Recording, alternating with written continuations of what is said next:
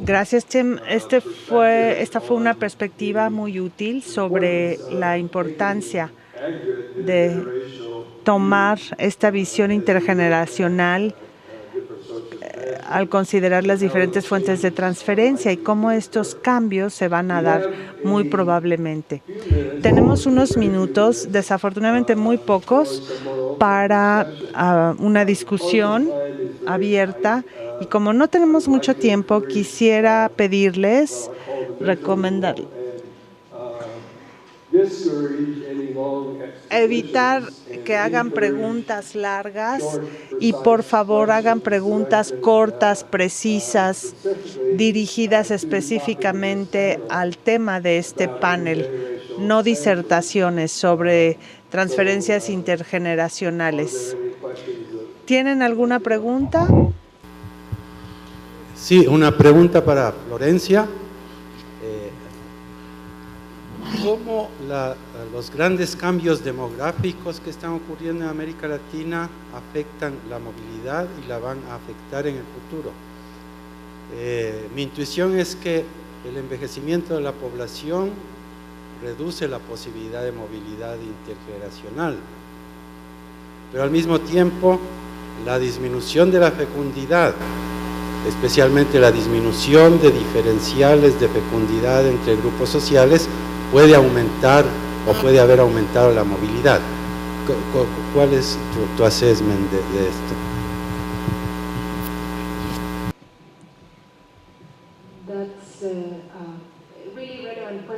Es una pregunta relevante para América Latina y para los países que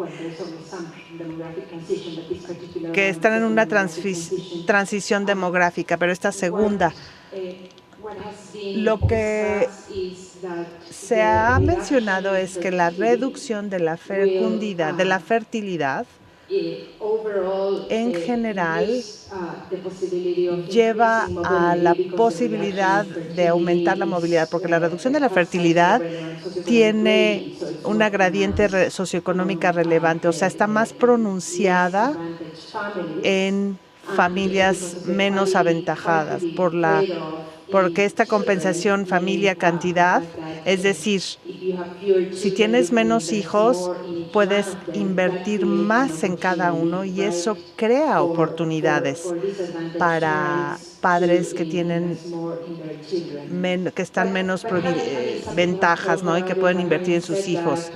Pero bueno, dicho esto, es una explicación muy parcial porque hay otros factores, aparte de los que ya se mencionaron, como el papel de los estados, que están dirigiendo recursos en edades particulares que pueden afectar la movilidad. Yo diría al grado de que los gobiernos deciden invertir más en los niños, especialmente los niños de menos ventajas. Los cambios de la fertilidad no debe tener un papel permanente. Ahí me detengo.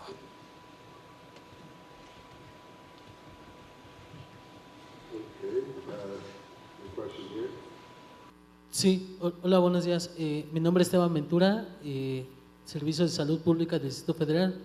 Mi pregunta es si ya hay datos relevantes de cómo ha impactado este tipo de transferencias en el bienestar social, específicamente en la cultura de la población o envejecimiento de la población.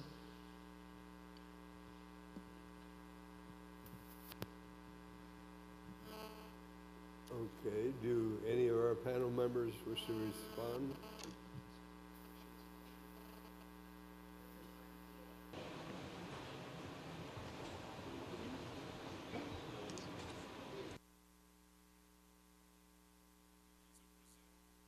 En el caso de Brasil, sí, hay un ejercicio económico que muestra que la expansión de los problemas sociales se reducen en la población. Es más difícil porque no tenemos datos longitudinales para mostrar los efectos a la salud entre los mayores y En el caso de la atención médica, no hay una descontinuidad profunda para medirlo, pero sí mejora la expectativa de vida, creo. Creo que mejora la expectativa de vida en cuanto a la salud y expectativa de vida. No tenemos buenas mediciones para mostrar que está mejorando, y los resultados que se basan en encuestas no son muy buenas. Muchos de mis estudiantes han tratado de medir las transiciones de salud y muestran que la prevalencia de las limitaciones funcionales en Brasil están fijas, no están ni mejorando ni empeorando en los últimos 10 años. Entonces, creo que la única manera de medir estos efectos será con algún tipo de estudio longitudinal.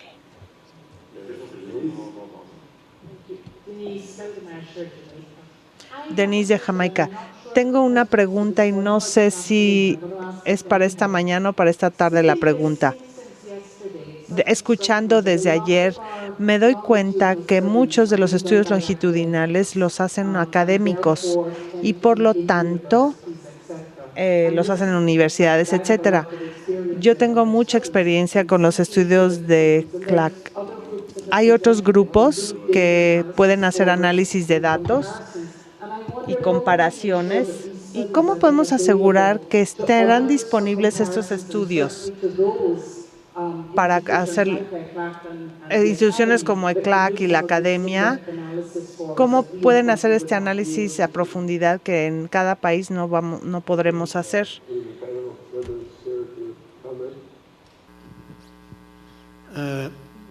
Sí, yo creo que es fundamental que la información de las encuestas salga del ámbito académico, o sea, se comparta la información con los otros ámbitos, principalmente con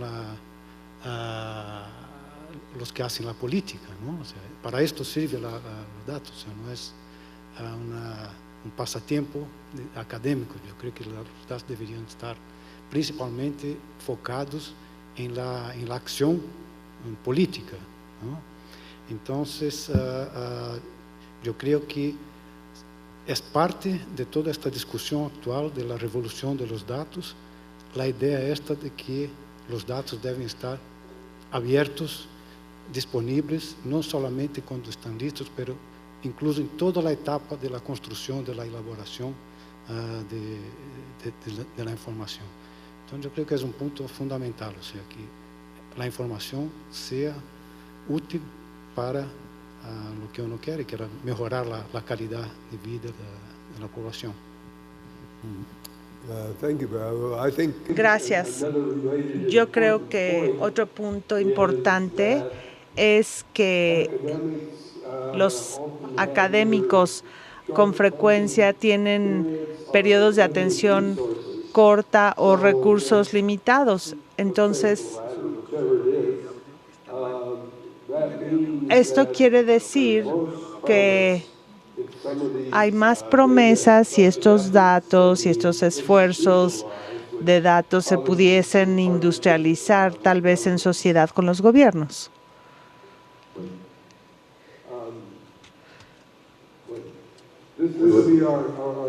Esta es la última pregunta. Sí, gracias.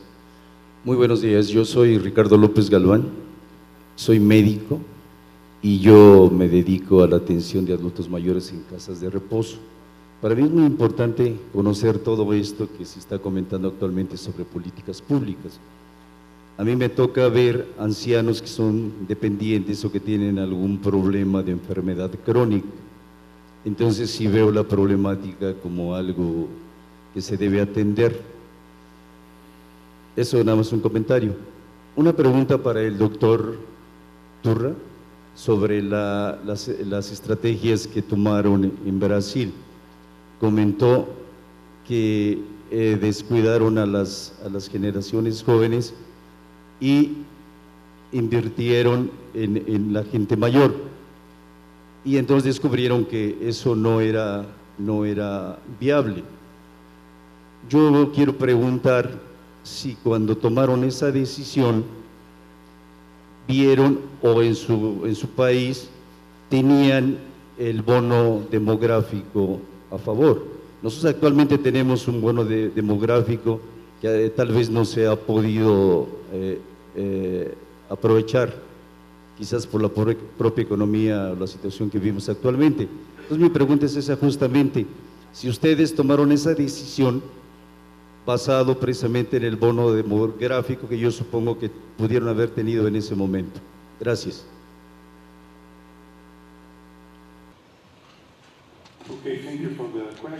Gracias por su pregunta. Los problemas fueron en el 88 y entonces nadie hablaba del bono demográfico. Estaba ahí, por supuesto. Cuando tratamos de medir cómo distintas cohortes transfieren recursos entre ellos con la expansión de los problemas, encontramos que los adultos, esto tiene que ver con el bono, los adultos que vivían en los 90 eran los que pagaban la mayor cantidad de impuestos para permitir la expansión del seguro social de los mayores y la expansión de la educación simultáneamente del otro lado. O sea, ellos, las generaciones de adultos, o sea, no en edad para pagar impuestos. Esto fue en los 90, tuvimos muchos problemas fiscales en Brasil. O sea, había restricciones fiscales, más impuestos, así que estas generaciones dieron mucho al sistema público y recibieron menos que la población de mayores en aquella época y que la población de menores. Y por supuesto tuvimos una mayor participación de la población adulta que también ayudó a implementar estos programas. Usted pregunta sobre la atención a largo plazo. Quiero mencionar que este es uno de los grandes retos para América Latina. Las familias disminuyen más y más. El caso de Brasil, como les dije, los mayores tienen autonomía económica, pero siguen dependiendo de la familia para su atención. Entonces, yo preveo un futuro muy difícil si no enfrentan el reto de establecer un sistema de atención a largo plazo, de tener seguro privado en relación a atención a largo plazo. La fertilidad está bajando demasiado, las familias se están haciendo más pequeñas. Mi generación tal vez enfrente este problema de estar solos, sin hijos o un hijo o dos. Las mujeres trabajan y vamos a tener que ir a alguna institución en donde que no tenemos en Brasil todavía, y esto va a ser caro y puede agregar al costo de la atención de la gente mayor.